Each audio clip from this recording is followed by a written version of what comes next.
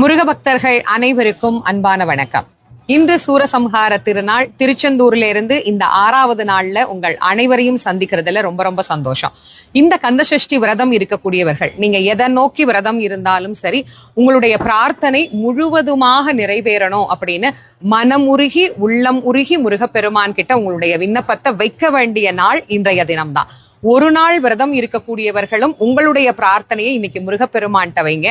திருச்செந்தூர் முருகனுடைய கருணையினால உங்களுடைய பிரார்த்தனை அனைத்தும் பரிபூர்ணமா நிறைவேறணும் அப்படின்னு நானும் செந்தில் ஆண்டவரை உள்ளன்போட பிரார்த்தனை பண்ணிக்கிறேன்.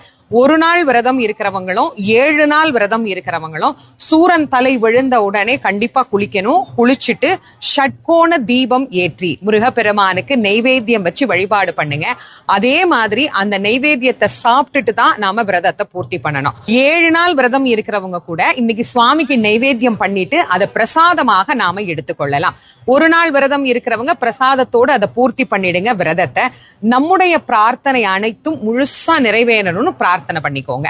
அதே மாதிரி 7 நாள் விரதம் இருக்கிறவங்க திருக்கல்யாணம் நிறைவு பெற்ற உடனே உங்களுடைய விரதத்தை பூர்த்தி பண்ணிக்கோங்க.